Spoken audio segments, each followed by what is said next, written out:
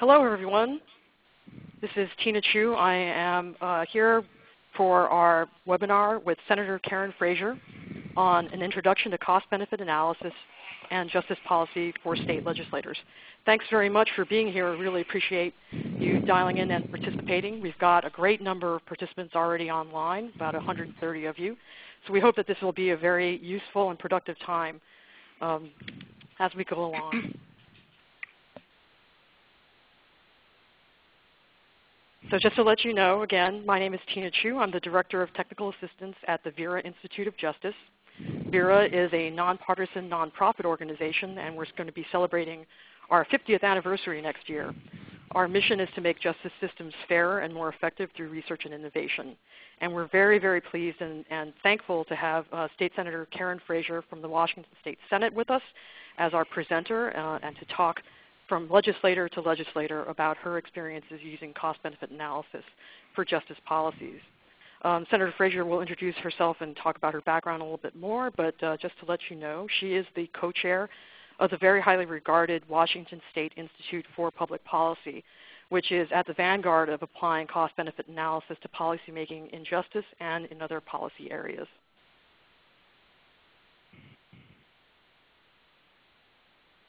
Okay, and this webinar is brought to you by the letters CBKB, and CBKB stands for the Cost-Benefit Knowledge Bank for Criminal Justice, which is a project of the Vera Institute and funded by the Bureau of Justice Assistance as part of the U.S. Department of Justice. And just wanted to let you know a little bit about this project. We have a website that's going to be launching next year called cbkb.org. And the point of the Knowledge Bank is to help policymakers get clear and accessible information about these criminal and juvenile justice policies. So we're putting together a list of materials, including toolkit items to help people actually produce cost-benefit analyses, things like our webinars, podcasts, and videocasts, and other resources so that people can develop a community of practice around this growing area of applying cost-benefit to justice. Today's agenda, we're going to be covering, as you've already been seeing, our introduction and housekeeping. We should be taking only about 5 minutes or so. I'm going to give a brief overview of cost-benefit analysis and what it is. We'll turn it over to Senator Fraser to speak for about 20 minutes. And we really want to provide enough time for question and answer. So we're hoping we get about 25 minutes to get Q&A involved. And then we'll wrap up in the last 5 minutes. Some key takeaways. We just want to make sure that you understand what we're trying to provide in this webinar and that you get these points as we go through it. Again, this is about a legislative perspective, so it's not necessarily going to get into the nuts and bolts of technical points about cost-benefit analysis, but we will tell you a little bit about what CBA is as a technique, and we really want to make sure that you understand how CBA can be helpful to legislators, and give you some examples about how cost-benefit analysis has been used to assess justice policies. Some quick housekeeping items. For webinar support and troubleshooting, which we don't anticipate anything of that nature happening, please look at the information on your screen in case you need any support or have problems. For questions, because we have so many participants on the line, what we're going to ask you to do is to use the chat feature, which is on the left side of your screen, and just use the chat to send us any questions that you have that we'll try to field. And during the Q&A session, we'll bundle those together and provide them to Senator Fraser to answer. If there are any questions that we can't get a hold of, we'll try to answer them to you via some other mechanism, either with an email or posting them on our blog.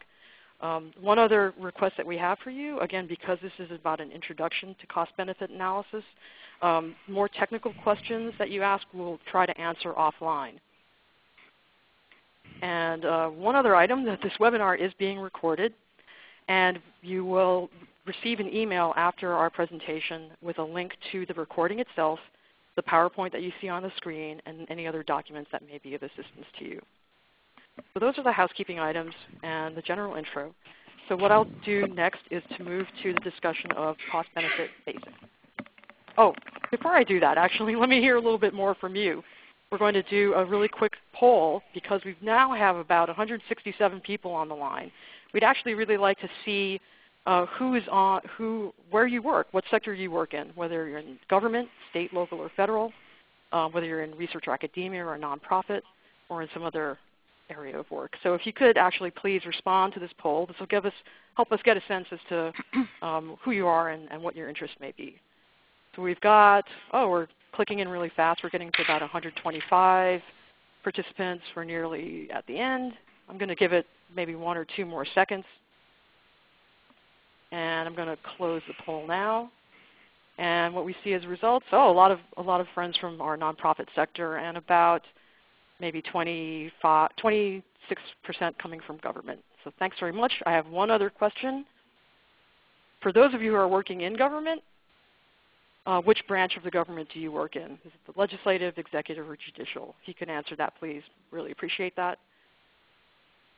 This will give an opportunity for me to try to play with my mathematics skills. So 25% of about 168 of you. Okay. And our results are tallying. I'm going to give it a couple of more seconds, and I'm going to close out the poll now. And what we have here, 55% of you are in our executive branch, 20 in our legislative, and about 27 from judicial. Thanks very much for that. That just helps us get a sense for where you're coming from and how we can sort of address our remarks. So I'm going into cost-benefit basics really quickly now. And a definition I have for you, this is a take one, a definition that economists like to use about cost-benefit analysis. This can be a little bit heady. It's a comparative method for measuring changes in net social welfare, or a way of valuing a productive resource with the opportunity cost of using the resource. But it might be easier to think about it if we take a take two look at cost-benefit. It's an approach to policy making, and it's a way to weigh options using a systematic tool for evaluating public policy. And it's a method for finding out what will achieve the greatest results at the lowest cost.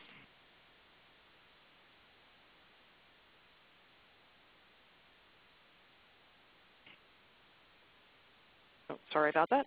And it might help for you to think about cost-benefit analysis within a spectrum of different types of economic evaluations. Sometimes cost-benefit analysis can get confused with these other 2 items that you have on your screen there. Cost analysis, which really tells you how much a program actually costs. That's pretty straightforward.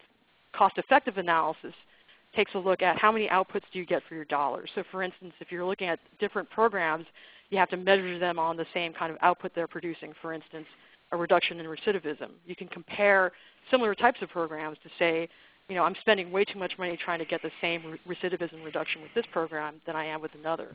But cost-benefit analysis helps you compare programs that may have entirely different goals and objectives, because what you're doing is using money as a common denominator for that comparison. But the advantages of cost-benefit analysis are not necessarily just about the comparison on a money basis, but also it provides a framework for a comprehensive assessment of both benefits and costs. So what we're looking at is not just the costs in the short term, but also benefits, which may be both short-term and long-term. And also we are able to examine both the costs and benefits that are tangible, that is, they're already sort of discussed in financial terms, as well as costs and benefits that may be intangible. Cost benefit is also very good because it helps to incorporate evidence of the effectiveness of outcomes of programs. And again, it goes big picture. It asks what will yield the greatest net benefit to society. So again, this differs from something like a fiscal impact statement, which may be just looking at how much does it cost to get a particular program or policy up and running, versus cost benefit analysis, which would ask how much does it cost, but in the long term will I gain from that by using this option as well. And just quickly in 5 steps, this is sort of a very quick version of what it takes to do a cost-benefit analysis generally. You want to determine the impact of your initiative. You need to know the effect of a program or policy that you're doing, or have a good, solid basis for projecting what that impact may be.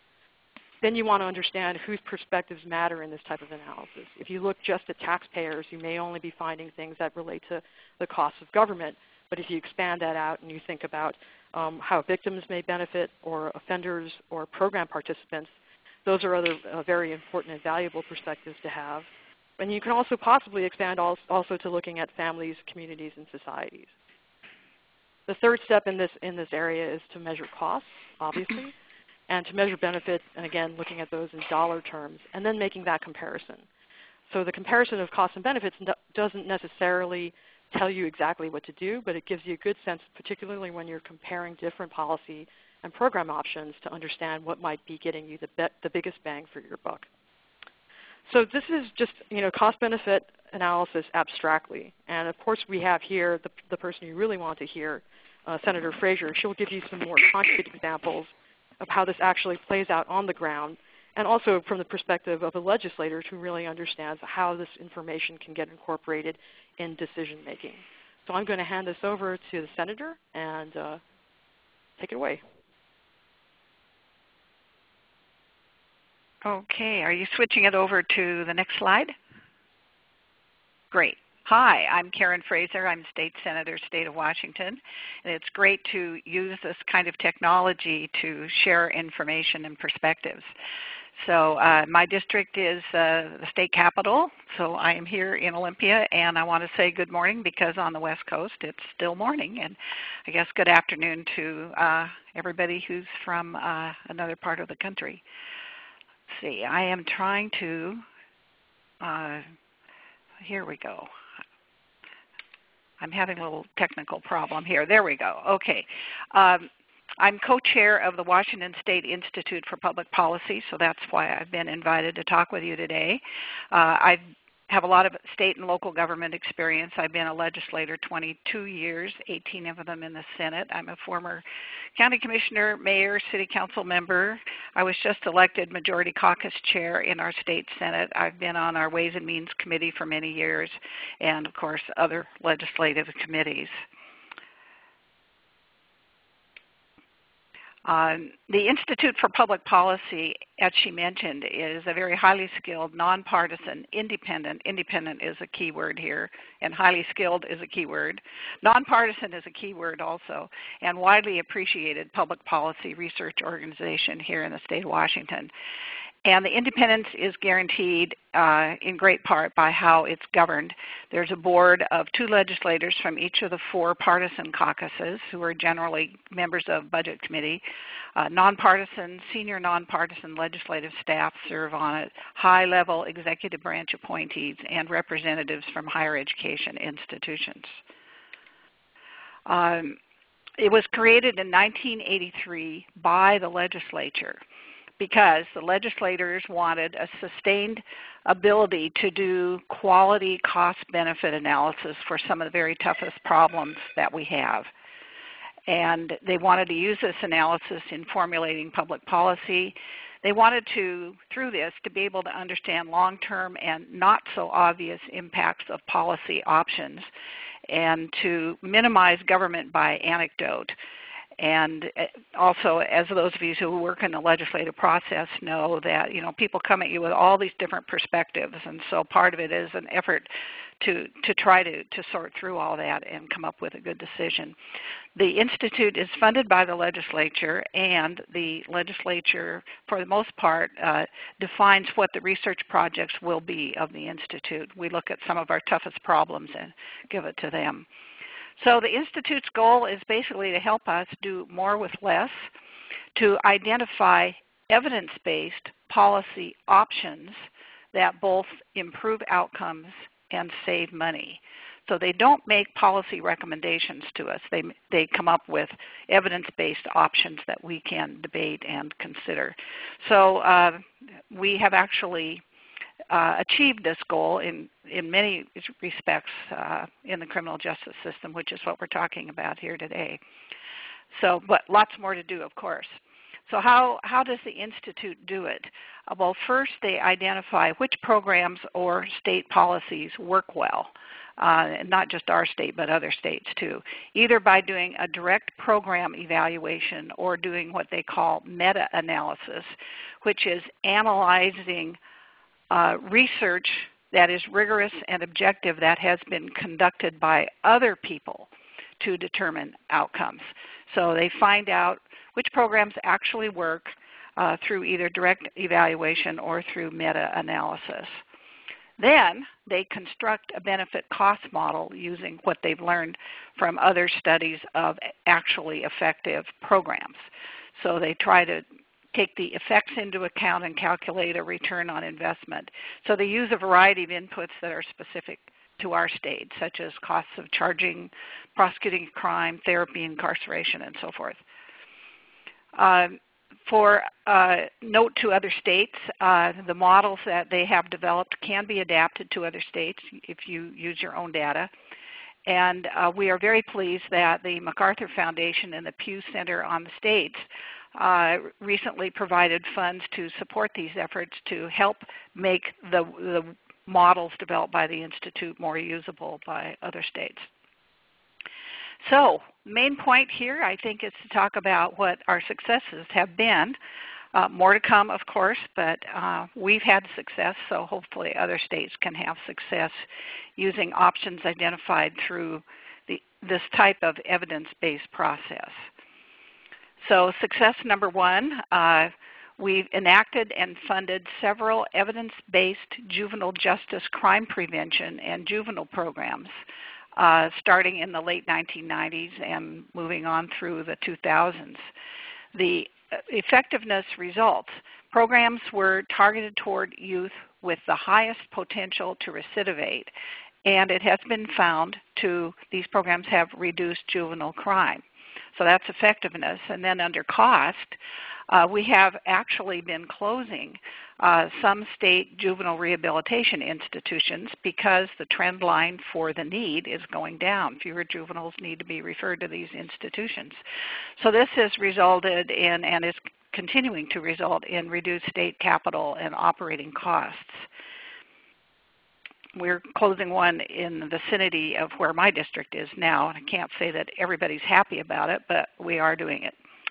Employees who work there are concerned. People who live in the local communities are concerned. Okay, success number two, we increased investments in delivering programs to offenders that meet what can be called the offenders' deficits. So these kind of funding includes things like drug courts, programs during and after incarceration, such as education, vocational training, chemical dependency, and other kinds of programs. The effectiveness results of this were reduced crime, reduced recidivism, reduced incarceration. And cost savings results are reduced criminal justice costs by an amount greater than the increased program costs. So here's where it gets into comparing programs. And very importantly, and this is in blue, but it'd be nice if it were in red, major achievement, we delayed for 10 years the construction of a new 2,000-bed, $250 million prison. This is a huge help with our horribly affected budget affected by the Great Recession. So this saves an annual amount of money of $18 million in debt service, $45 million in operating costs for each of the next 25 years, for a total of about $630 million in 10 years. So that was a wonderful achievement. Success number three is we are in the process right now of closing the very old island prison in the U.S. This was a gift from the federal government many years ago. They had an old prison there, which we took over, and then we put a lot of money into it. But we are in the process of relocating hundreds of inmates to more cost-effective, newer prisons. So there are significant cost savings from this in operations, maintenance, ferry transportation to and from the facility. You can see the dock there. Subsidizing staff living costs and more. Success number four, a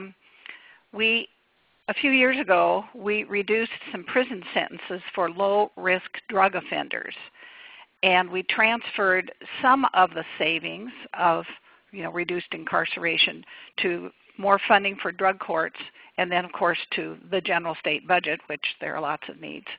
So the effectiveness results of that were less crime and important cost savings of reduced criminal justice system costs. Putting somebody in prison is a very expensive matter, and if you can find alternatives, that's an improved option. So our next success, number 5, we are in the process of doing a sentencing review of potential savings from reduced incarceration. This effort is looking at early release options for targeted moderate and low-risk offenders, with the idea of using cost savings from reduced incarceration, again, for increased treatment programs for high-risk offenders. So hopefully that will reduce their risk of recidivism since most of them get out. And then, of course, other state budget needs, which are, of course, critical at this time. Success number 6, through the Institute's work, it's been determined that investing in early childhood education is a very cost-effective program, and we are now including it as part of the state's K-12 basic education program that the state funds. Our state is required to fund, quote, basic education. And so we have found that funding early childhood education, so that's pre-kindergarten, the effectiveness results are it improves future educational success for kids and reduces crime. So the cost savings results, again, are reduces criminal justice system costs, increases the effectiveness of education expenditures. So in sum, the net cost-benefit ratio is positive, investing in early childhood education. The benefits of that exceed the costs of not doing it. So the Institute has worked on a lot of policy areas in addition to criminal justice. So here's a list. You can see the very complex, sometimes multi-year efforts, and their publications are available on the website shown here. So how do we, which includes the Institute and the legislature, achieve all of this? Here's the Institute's basic 3-part approach. They do a rigorous evaluation of real-world efforts, not theoretical, but real-world, carefully studying other studies. Secondly, they do a rigorous analysis of the economics of alternatives. And thirdly, then after they do that, they identify a portfolio of options that could affect statewide outcomes, including risk of failure of each option. And so that's basically it. Here's the contact information for myself, for the director of the Institute. We have found this to be a very successful effort. That's why the Institute's been in place for so long. I know some states have some similar efforts going on. We highly encourage this approach. Happy to respond to questions. Okay, so we have a couple of questions that have been coming through our chat. Thanks very much, folks, and we encourage you to ask more questions via the chat. But one of the first questions that came up is, can you just describe to us how the legislature actually uses WISIP's materials, or I'm sorry, the Washington State Institute for Public Policy's materials? How do legislators actually use that information, respond to it, et cetera? Well, there's probably kind of maybe a 2.5, well, maybe a 3-part answer to that. First, we assign them and fund projects that we know we need. And then there are legislators, and as I mentioned, others on the board, so we don't influence their research methodology, but the legislators on it do kick it around before the report's done. So there are at least a few legislators who have a little more in-depth knowledge than others. But the most important way is really 2-part. The Institute staff communicate in depth with appropriate legislative staff, both policy and fiscal. And then often at the beginning of the session, we receive briefing reports in public hearing sessions from the Institute on the major studies they've done. So the members of either the relevant policy committee or the relevant fiscal committee get the direct information presented to them in a public session. So that benefits everybody else too. I know legislators on this call are a minority, but I did want to say everybody who is on this call interacts with the legislative process in some way. So public hearings are beneficial to everybody. And then they do have their written reports that can be studied in depth, and they're always available for questions. Okay, thanks very much for that. Another question that came on board was someone asked, what sort of political hiccups have you seen in using cost-benefit results for making some of these decisions? I think you mentioned earlier in your presentation that you really wanted to have this capacity to be able to help deal with very tough problems, and the things that you have mentioned as successes also have sort of some pretty serious consequences in terms of like prison closures. And so can you speak a little bit about how the political processes work around that? Well, just to look at the criminal justice ones, if you're going to close an institution, the people who work there are concerned. People who have family members there are concerned. The communities and small businesses around the institution are concerned. So you really need to know your right before you do something, and that's one thing that's very helpful about the Institute's work. And then, of course, everybody double checks it. But we're in a very severe revenue situation now, as most states are, and so we absolutely have to do the most cost-effective things we can do. But those are issues you have to work through. Okay, we have a couple of questions about what the operating budget and staffing level of the Institute is, or are. You know, I don't have that information in front of me. They get, but I can talk about a little bit in big picture, and then maybe offline you can send everybody the detail. The Institute gets a base funding amount from the legislature through the budget, and then they get additional money for the various studies. So we work with the staff to figure out what the scope of some of the studies would be.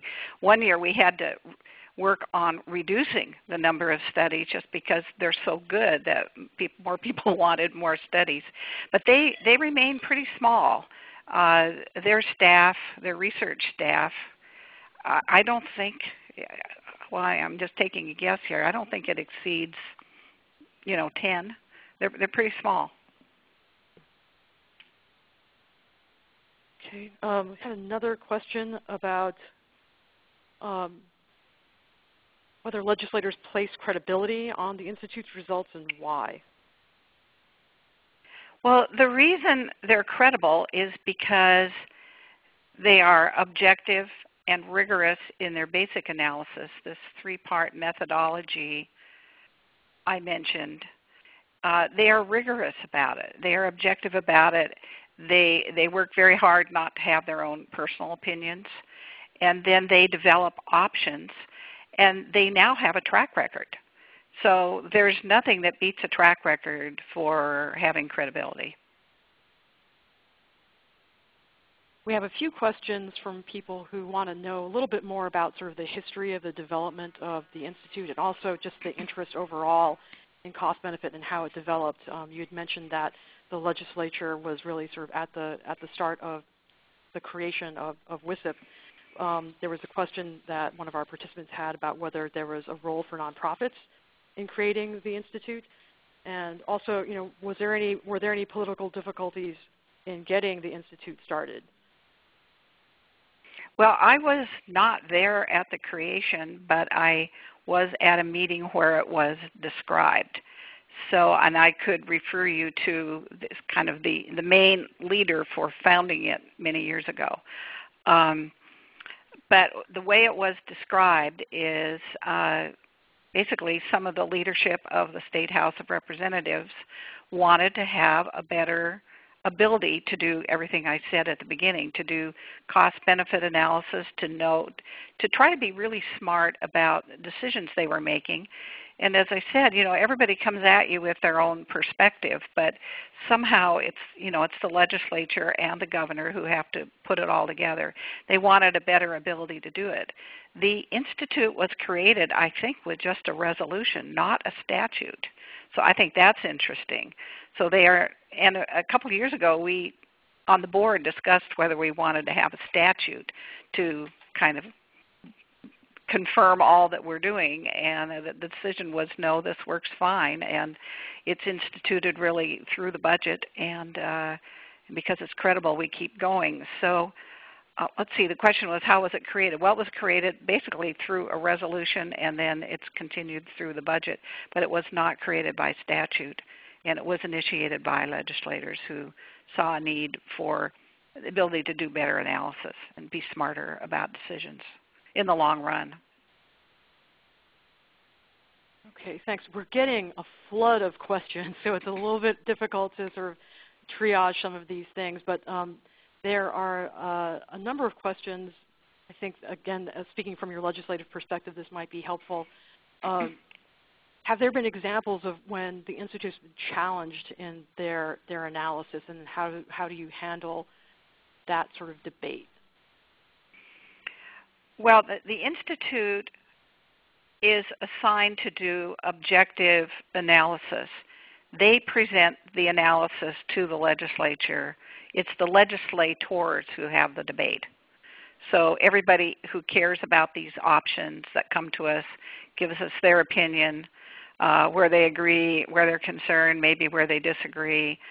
So all the debate takes place in the legislative branch. It does not take place really at the Institute. They work hard to touch all their bases when they do their research, but their job is, you might say, just the facts.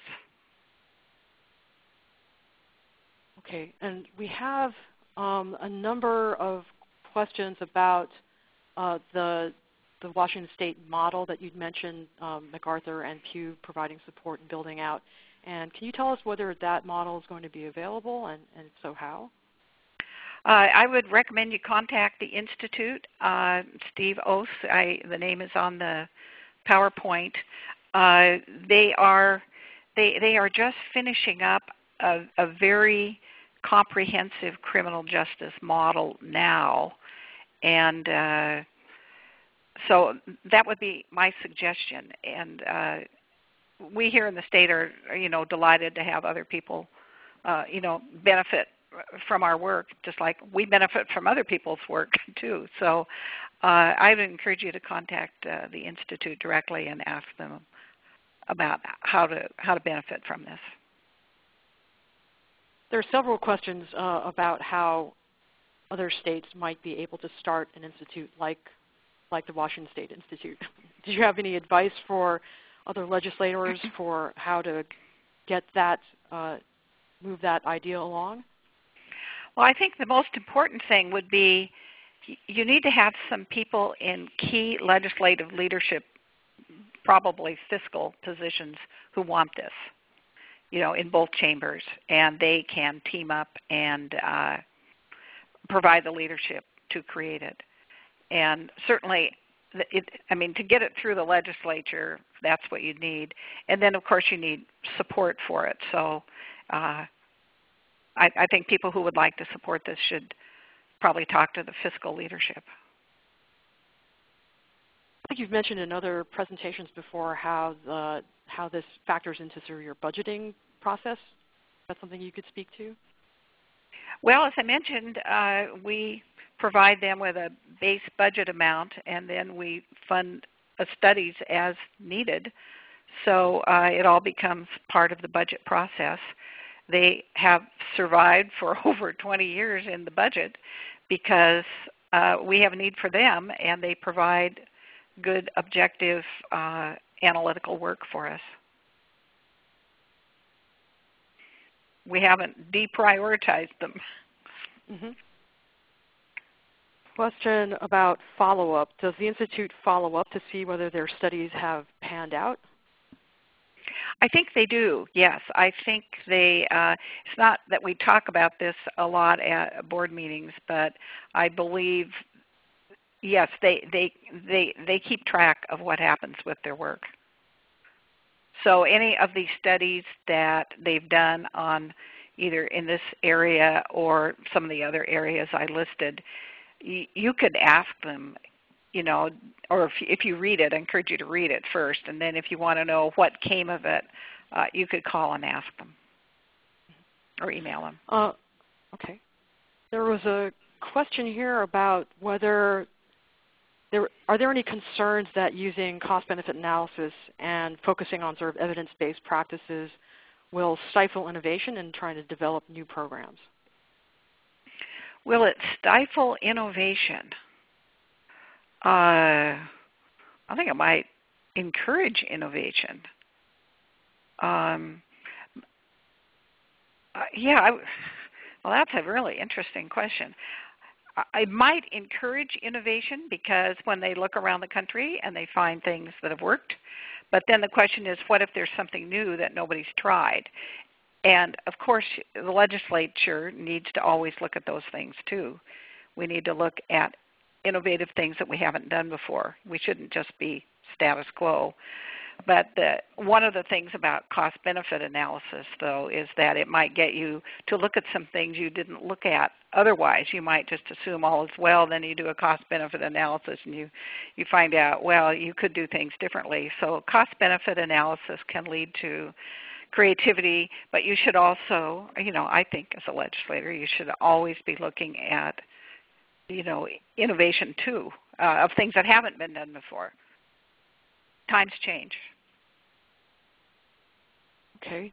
We have a couple of questions related to how the legislature decides which studies they request the Institute to perform. And as related to that question, is there a role for the public in Washington to actually bring requests up to the Institute?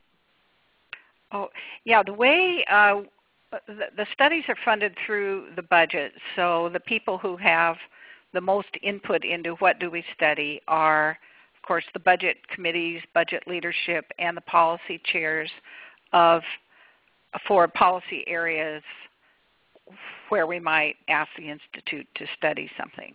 So any legislator can propose to the budget committee that such and such be studied, and then of course it would be evaluated, do we really need this, and how much does it cost, and we talk to the Institute, is it practical, so forth. And then anybody who wants to have input into this, it's the regular legislative process.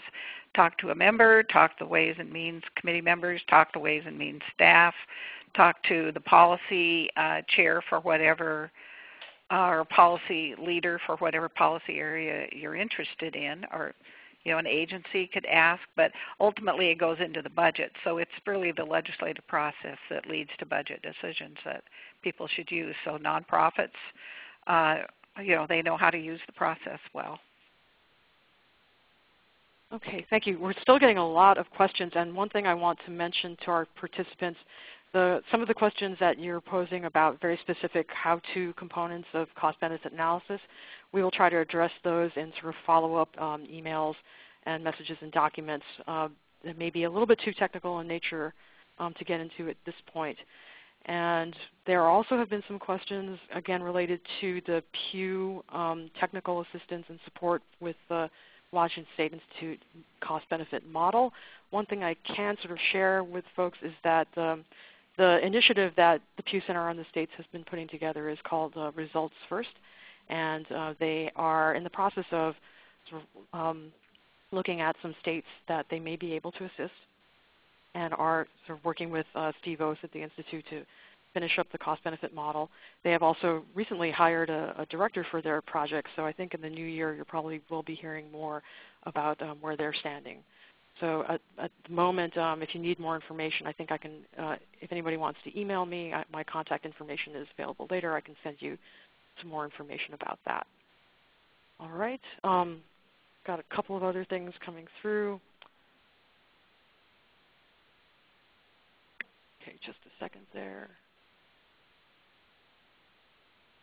Boy, this is another thing I wanted to mention is that we are going to have all the questions available through our chat. We're going to reuse that and try to make sure we address all of those issues.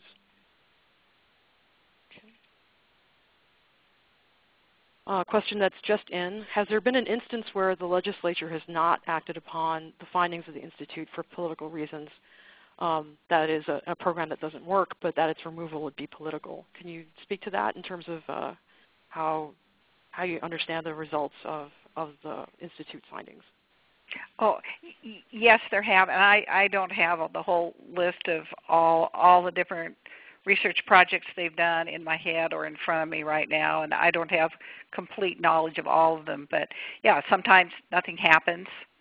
Other times it's a degree of what happens.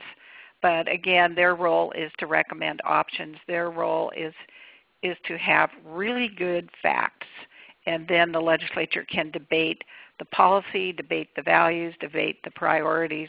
So it's not like they're a silver bullet, but they provide a basis for having really good facts, really objective options, looking at cost benefits, and looking cross-program, so that hopefully you're looking at the big picture long range.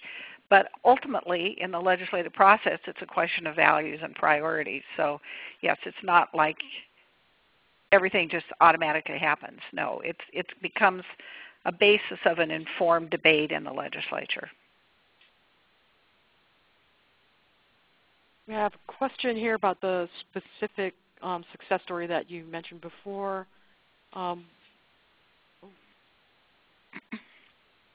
And thinking about sort of the context for the change with your prisons. Was the prison population sort of declining at that point? Or, I'm sorry, I lost the question here.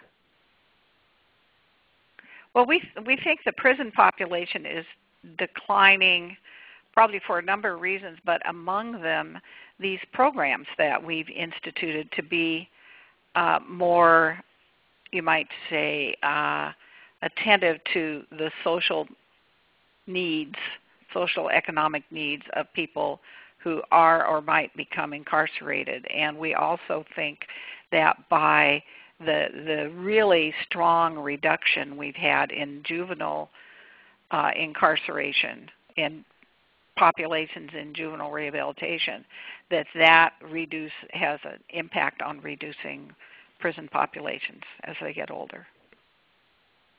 We found drug courts are very effective.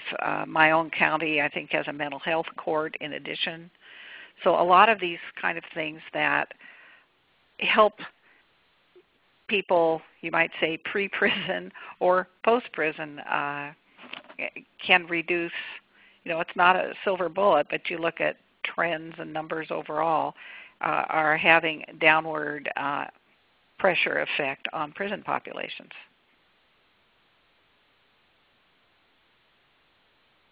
All right. I have another question here about how cost-benefit results are communicated to the public.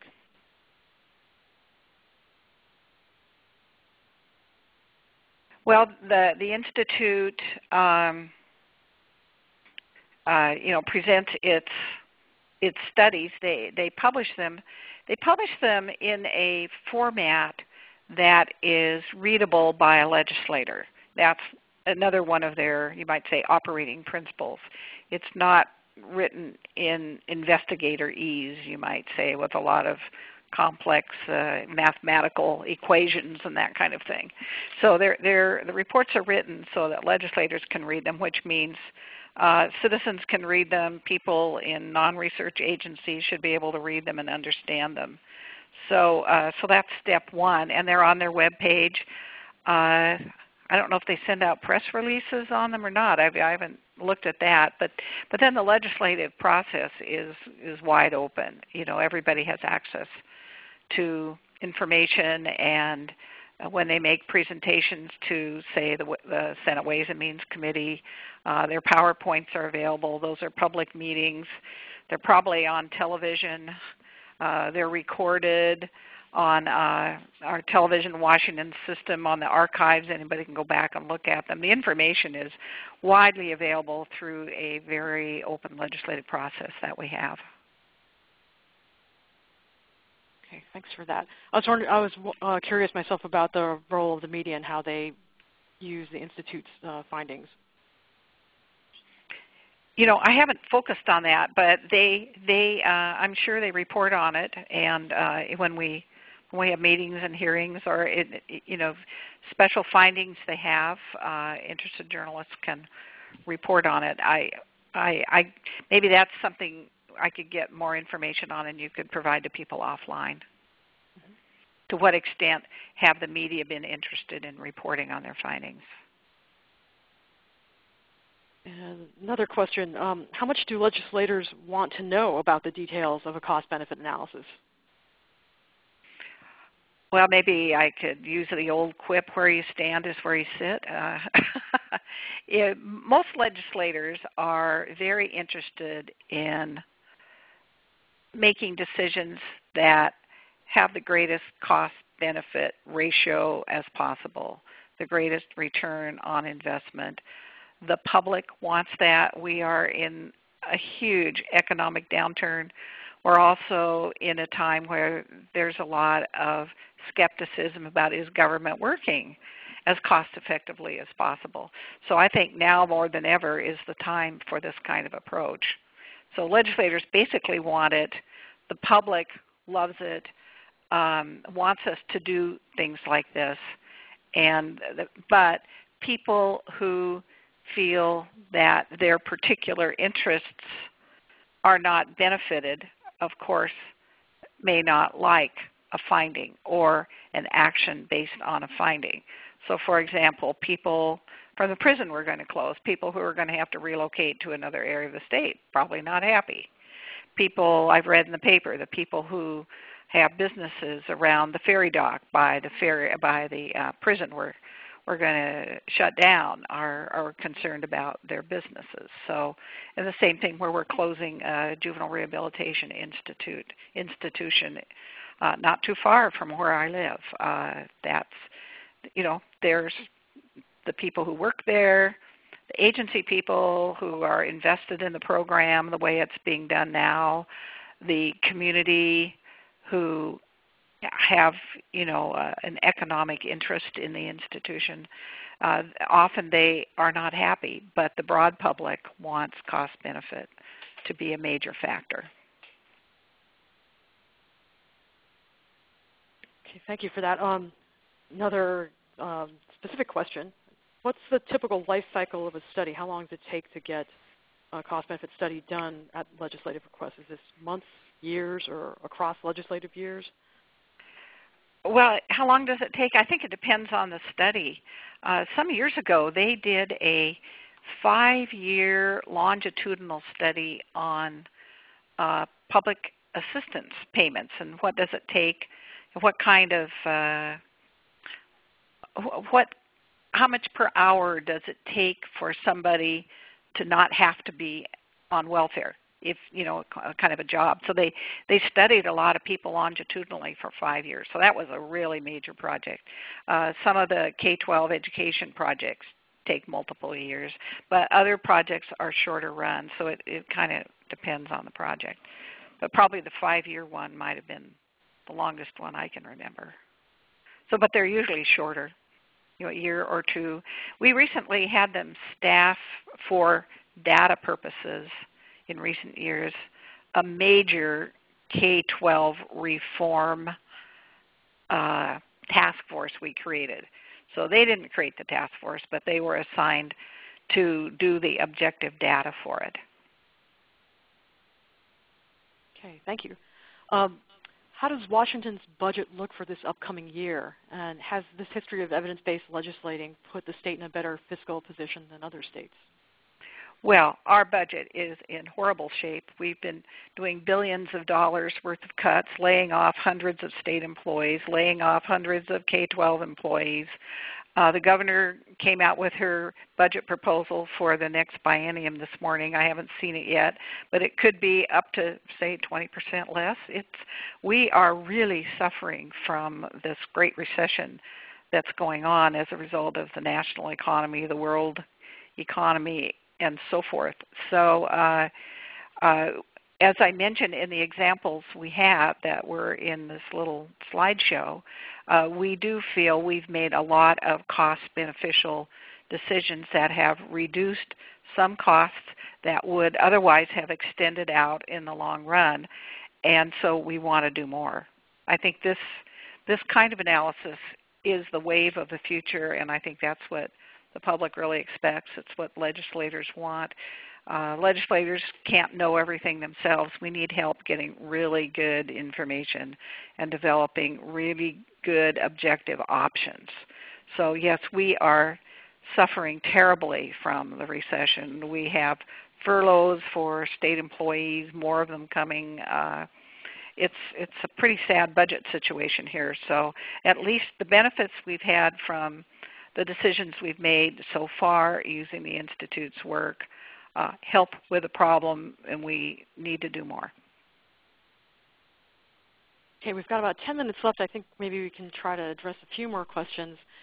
We had a number of questions that sort of related to the balance between looking at cost-benefit information and also from values issues, and the need for constitutional guarantees and the need to value equity, and also questions particularly related to incarceration when you're thinking about sort of the retribution.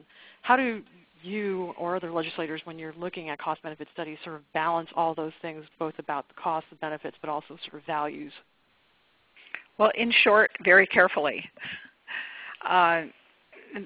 These are debated, and I remember when we had the presentation of their findings on you could reduce sentencing for lower risk drug offenders. And what they had was a chart that they developed through all their research that showed that a sentence for, say, this category of person, the effectiveness on rate of recidivism for the first X number of years, the line went up on the chart because the benefits were great. You reduce the rate of recidivism. But then at some point there's a diminishing rate of return. And so when you reach that point, when you don't have further benefit from the person being incarcerated according to objective measurements of history, then, well, those are the sentences you could reduce a little bit to get to, where you have your maximum rate of return, you might say, on a sentence. But keeping somebody in prison longer than that, they actually found reduced the effectiveness of a prison sentence. So, and they did that for various categories of crimes, and it was interesting. It made me remember the low risk drug one, because that was the one we acted on, and we didn't reduce because of debates over soft on crime and so forth. We didn't reduce the sentences to the full extent that the data developed by the Institute suggested we could. Okay, we have a pretty straightforward one, although you may want to forward this on to Steve Ost. But what's the relationship between the Institute and the other state and criminal juvenile justice agencies? Do they provide data to one another regularly? Do you know what kind of process they use to exchange information? Well, I'm not a researcher, but they are all in close touch with each other, and they share a lot of data. The Institute knows where to get every piece of data. They're good at sharing data, and so it's a big sharing network. Okay, and I think we'll finish off with one last question. Thank you for being so game in answering all this flurry of questions. But I think this is one that most people will be interested in hearing your answer to. How can cost-benefit actually help you when you need to reduce spending? Well, to quote a letter to the editor I saw the other day, why didn't you think of this sooner? Why should I have to pay more taxes when you aren't spending as effectively as you could? If you're going to close a prison, why did it take you so long? Why are you doing it now? I should have done it some years ago. So I think it really builds public credibility to use these kinds of approaches. I think it's what the public wants. Okay, thanks very much. So we're closing down and wanted to wrap up with a couple of things. Thank you again, Senator, very much for your presentation and also for being able to take all these questions. We actually spent much more time on the questions than we even had originally allotted. So in this wrap-up, I just wanted to go over the sort of key takeaways again that we discussed earlier on. So we've been able to talk a little bit about what cost-benefit analysis is, and that's sort of a systematic tool for evaluating public policy. We've heard obviously from the Senator how cost-benefit is helpful to legislators in helping them to understand the long-term and not so obvious impacts of different policy options. And then we've seen different examples of how cost-benefit has been used to adjust justice policies, both in the criminal and juvenile justice systems. And for a quick follow-up regarding all of the information that we've gotten today, we want to ask you, first of all, we're going to send you a request to complete our evaluation form. We'd really like to hear your feedback, so please do fill that form out when you receive the email. To receive more information and notifications about upcoming webinars, other events, and the launch of our CBKB website, please follow us on Twitter. The URL is provided below, and we'll also just put that information also into an email alert to you when we send you information about the recording and the PowerPoint, which will be available. And just as a quick FYI, future webinars are going to cover a step-by-step guide for conducting cost-benefit studies for justice policies. We're going to be very lucky to have Mike Wilson, who is the director of the Statistical Analysis Center at the Oregon Criminal Justice Commission. We'll be doing those series of 2 webinars. And we'll also be doing another one that's related to evaluations and cost-benefit. And another item is just, this is my contact information if you feel like you have a question or a concern or want to follow up with some ideas, and our CBKB email and our webpage on the Vera site. And lastly, just want to thank again BJA, which has supported us in the development of the Cost-Benefit Knowledge Bank for Criminal Justice.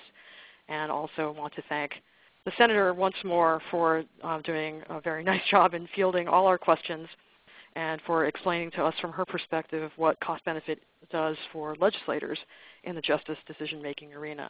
And thank you to our participants. Really appreciate you hanging in there with us as we field all these questions. We do want to hear from you, so please feel free to get in touch with us in the future. Thanks very much.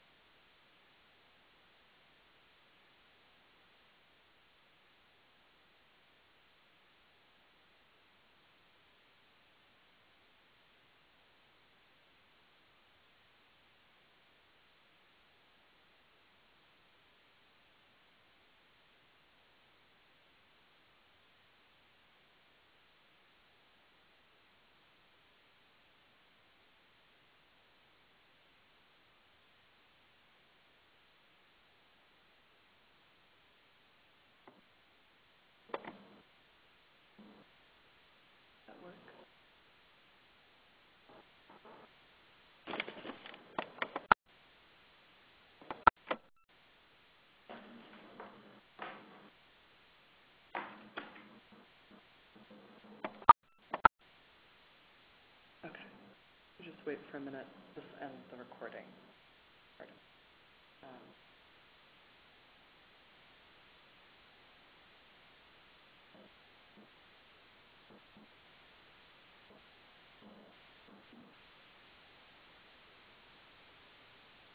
What's going on? Supposedly the operator's going to come on, and we'll tell him that we want to end the recording. But I can just call Ready Talk and do that too. Can one of you should contact